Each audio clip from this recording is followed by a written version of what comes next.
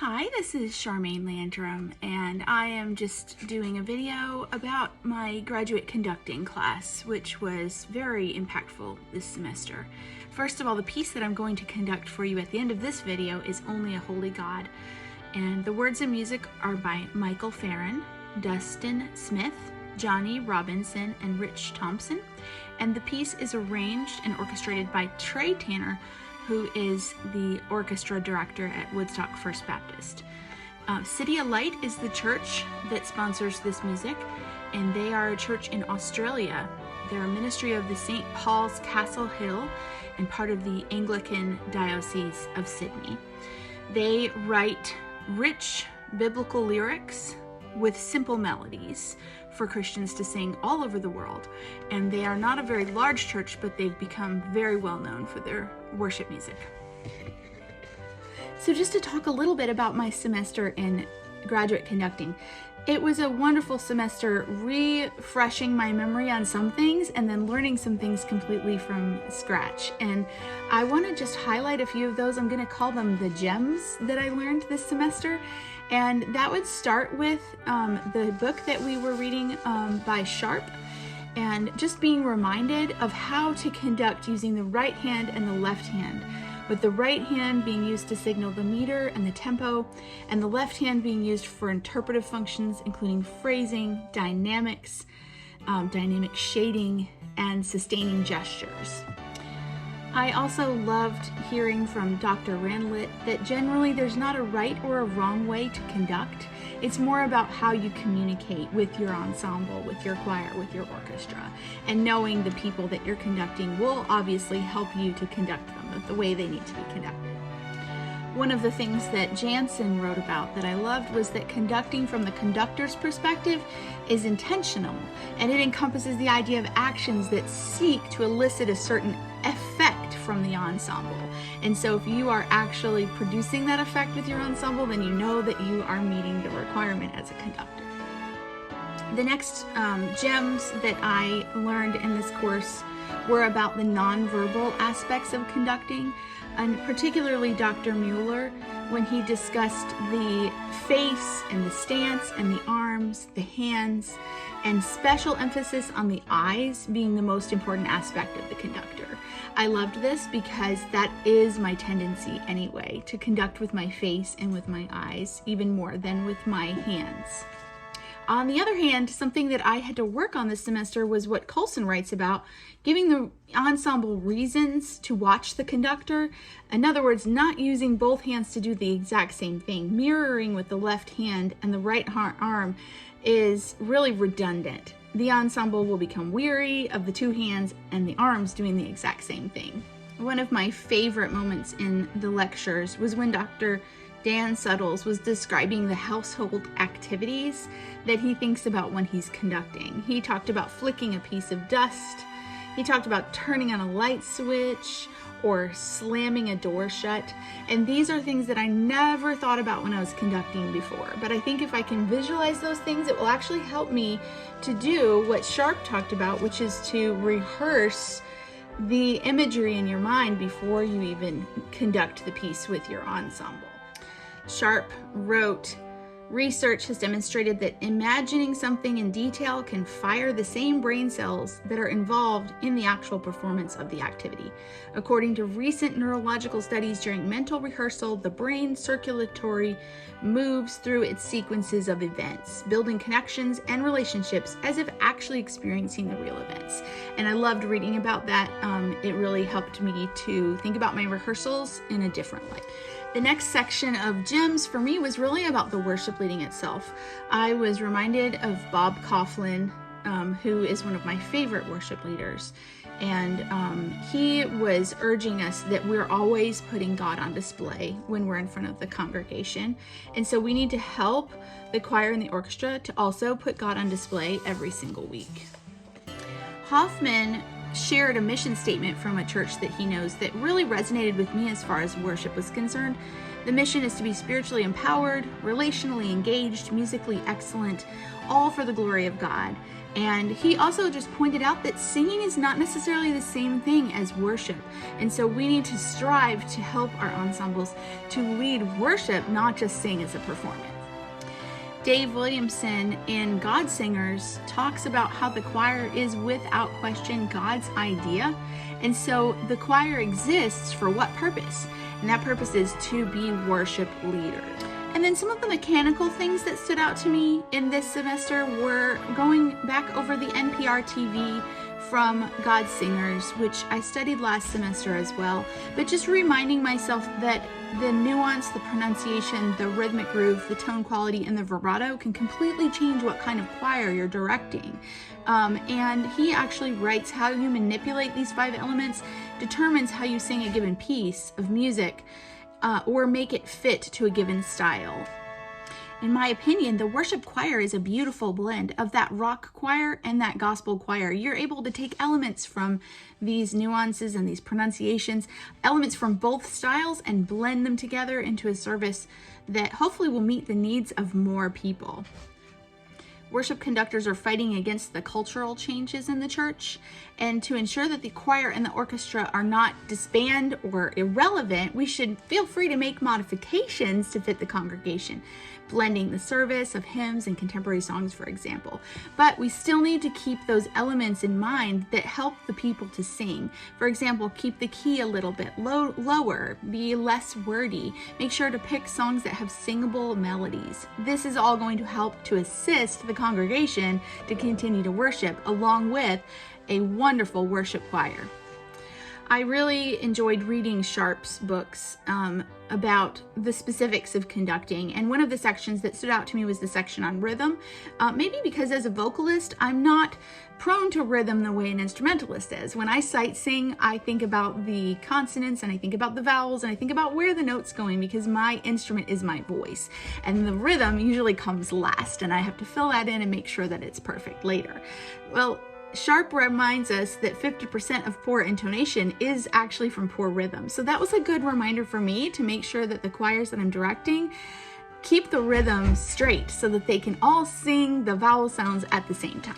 Another encouraging section for me was when Dr. Settles talked about the difference between the orchestra and the choir director, and how the orchestra director may have to be perfect in his conducting with his right hand, and maybe the choir director is pointing out notes on an invisible scale, or maybe the choir director is thinking more about cutting people off at exactly the right moment, or helping them to remember to take a breath together. And that was encouraging to me, because that's what I do as my default anyway. I have to remember to keep my right hand moving. I'm always thinking about where the note goes and whether the choir is going with me. And I typically will pull up my fingers into a 1, 2, and 3 position to remind the choir this is unison, this is 2-part harmony, this is all parts, or 3 parts, or all parts.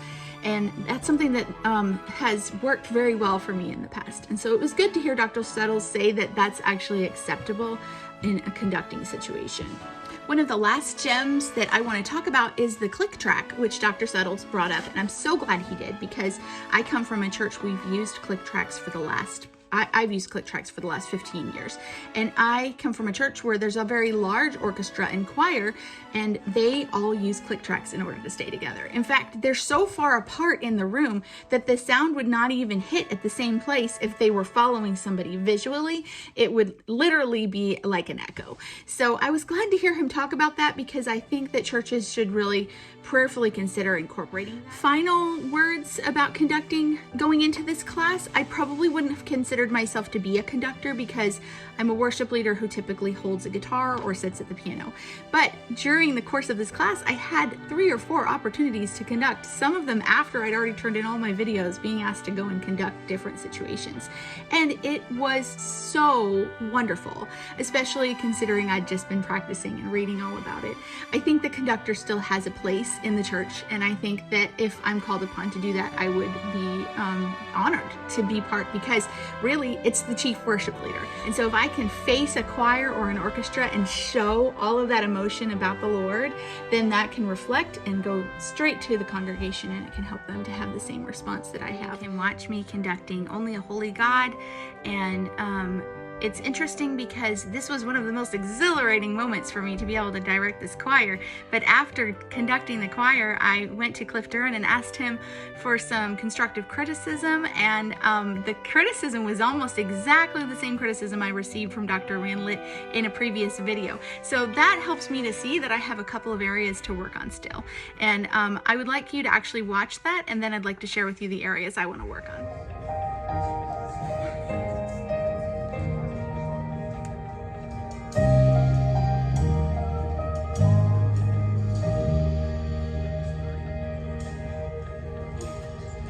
Who else commands all the host of heaven? Who else can make every king bow down? Who else can whisper and darkness trembles? Only a holy God. What other beauty demands such praises? What other splendor outshines the sun? What other majesty rules with justice? Only a holy God.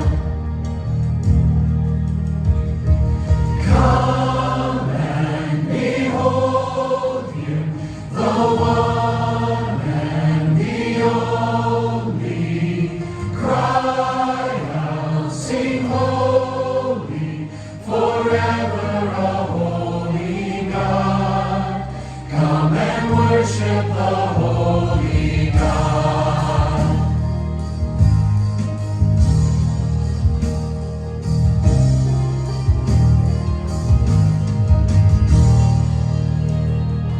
What other glory consumes like fire? What other power can raise the dead? What other name remains undefeated? Only a holy God. Come and behold him, the one and the only. Cry out, sing holy, forever a holy God. Come and worship the holy, come and worship the holy God.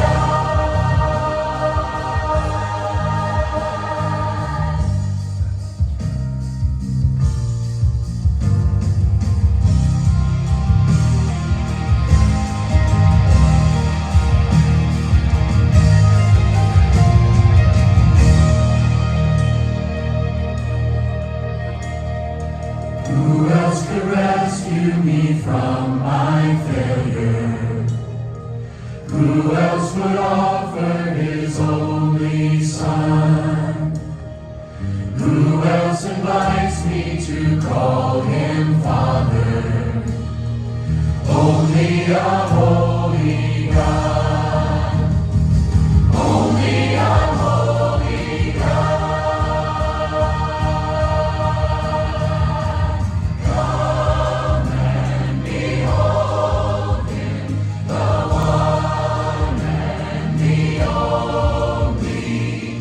Cry out, sing holy, forever a holy God. Come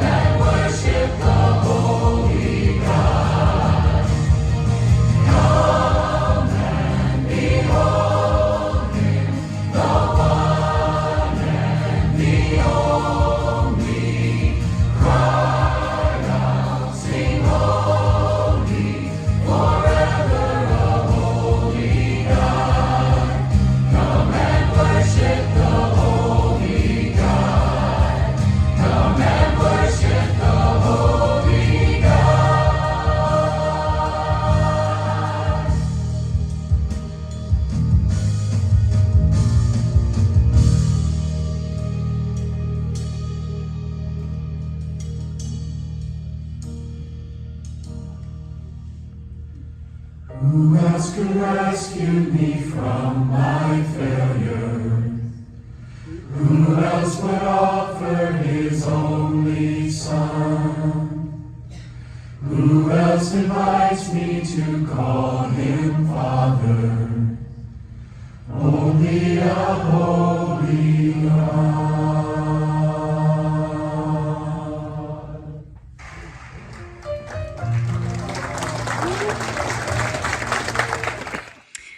So hopefully you enjoyed that 9/8, 6/8 time, which was really fun to conduct, and the choir, which is sung beautiful. The areas that I'd like to work on in my own conducting are, one, I'd like to be able to have the song completely memorized so that I can look at the people the whole time, make eye contact with the different sections.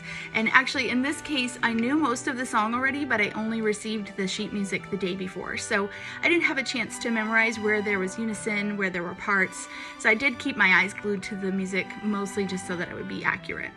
And then the second thing I'd like to work on more in my own conducting is to make my cutoffs a little bit easier to see. In my mind, I was cutting things off precisely at just the right moment. But when I went back and watched it, my cutoffs were kind of like throwing them away instead of like a specific like stop. And I actually was able to watch a conductor yesterday at the Braves game, and I was way far away, and she was conducting a group of elementary students singing the Star Spangled Banner. And I was so impressed with how far away I was, and yet I was still able to see her cutoffs perfectly. And so that again just reiterated in my mind, I need to work on making my cutoffs very specific so that no matter where I am, and even in a stadium that size, people would be able to see my cutoffs. So thank you so much for this class. It's been very enlightening, and I've truly enjoyed every aspect of it.